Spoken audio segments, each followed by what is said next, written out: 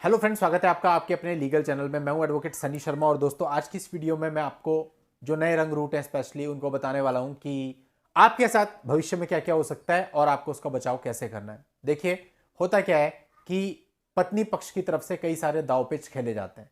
यानी पहले तो आपको डायरेक्टली बोला जाता है कि भाई ठीक है, म्यूचुअल डाइवोर्स ले लो और इतना अमाउंट अप कर दो। यहां प्रॉब्लम यह आती है कि पहले तो वह अमाउंट ऐसी होती है कि आप वो कर ही नहीं पाते। सेकेंडली, यदि आप अपना माइंड बना लेते हैं और कौन इसमें उलझेगा, माइंड की पीस चाहिए तो इसे कर लेते हैं, निपटा लेते हैं। सामने वाले वालों 15 बोला, आपने 15 पे एग्री कर दिया। आप देखते हो कि जैसे ही फर्स्ट मोशन डालने का समय आता है वो 15 से डिमांड 20 हो जाती है।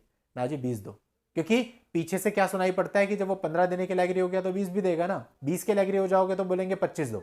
और इस तरह से कई बार आपकी जो इनिशियल अमाउंट होती है वो खराब हो जाती है, क्योंकि वो वापस रिकवर करने का कोई तरीका होता नहीं है। पहले उन्होंने 15 बोल के अमाउंट ले ली, 7.5 लाख रुपए आपसे या 5 लाख रुपए जो भी अमाउंट है वॉट, और बाद में मना कर दिया कि नहीं हम तो 20 पे करेंगे, तो आप जो अमाउंट दे चुके हैं वो गई आपकी।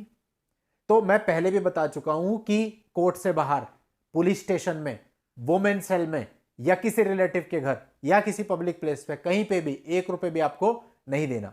पैसा दोगे, सेटलमेंट करना है तो प्रॉपर लीगल वे में जाकर के आपको देना है। जो भी पैसा आप दे रहे हो वो फर्स्ट मोशन की पिटीशन में लिखवाई जाएगी, उसकी डिटेल, किस डिमांड ड्राफ्ट के थ्रू, उसका नंबर क्या है, सारी चीजें पूरी डिटेल लिखवाई जाएगी। साथ ही मेंशन किया जाएगा कि लड़की यदि इस पिटीशन में लिखी गई शर्तों से मुकरती है या बदलती है या सेकंड मोशन पे आने से मना करती है तो जितना भी पैसा होगा ये सारा विद इंटरेस्ट उसको वापस करना पड़ेगा। और यदि आप मुकरते हो तो आपका वो पैसा जब्त माना जाएगा। दोनों पार्टी के लिए ये बात लिखवानी है ताकि वो बाउंड हो, बाद में आप उस पर एक्शन ले सके। तो वो लोग बहुत सारे दावपेच खेलते हैं, तो ऐसा तो है नहीं ना कि दावपेच आपके पास नहीं है।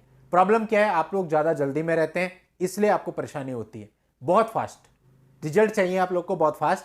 अगर आप किसी मामले में उलझ गए हो, कोर्ट कचहरी के बारे में कुछ मालूम नहीं है और आपको लगता है कि बस पैसे दे दूं निपट जाएगा, पैसे देने के बाद भी नहीं निपटेगा। बहुत ही कम मामले ऐसे होंगे जहां पर दोनों पार्टी ईमानदारी दिखाती हैं और सब कुछ स्मूथली निपट जाता है। अदरवाइज 90% से भी ज्यादा मामलों में यही होता है, आप पैसे भी देते हैं, आप पे मुकदमे भी होते हैं, आपको डाइवोर्स भी नहीं मिलता, मेंटल पीस भी भंग होती है। तो जब मेंटल पीस भंग होनी है तो पैसे देके क्यों भंग कर रहे हो, बिना पैसे के ही भंग हो जाए तो ज्यादा सही है।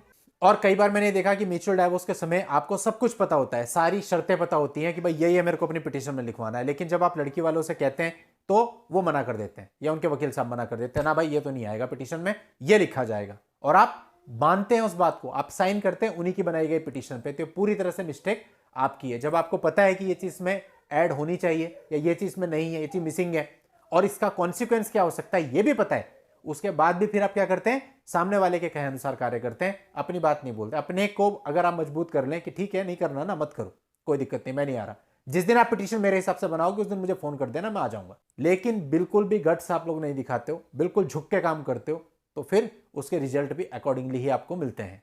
और ये बात सिर्फ मैट्रिमोनियल मामलों में ही नहीं, ये किसी भी चीज में लागू होती है। आप कहीं पे भी जीवन के किसी भी छोर पे अगर झुक के काम करोगे तो रिजल्ट ऐसा ही होगा। ज्यादा जल्दबाजी में मत पड़ो। इवन बहुत सारे मामले हमारे पे ऐसे हैं जहां पहली मैरिज से किसी तरह से सामने वाले को बाहर निकाला, दूसरी मैरिज करी, दूसरी में भी फिर यही सब हो गया। इवन ऐसा भी एक मामला है मेरे पास जहां तीसरी शादी करी, उसमें भी ऐसा ही हो गया। तो अब आप बताओ, तो निश्चितता तो किसी भी चीज की नहीं है, तो आप किस लिए इतनी जल्दबाजी कर रहे हो।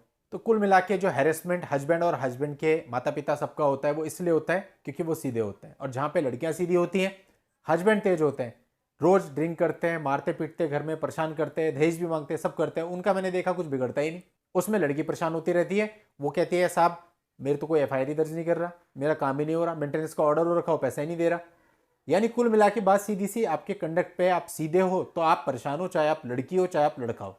तो थोड़ा सा टेढ़ापन होना चाहिए, बहुत ज्यादा नहीं पर इतना कि कम से कम इंसान अपनी सेफ्टी तो कर सके। चलिए दोस्तों, आज की इस वीडियो में इतना ही। नेक्स्ट वीडियो में नई जानकारी के साथ मैं आपसे फिर मिलता हूं, तब तक के लिए goodbye and thank you for watching, take care.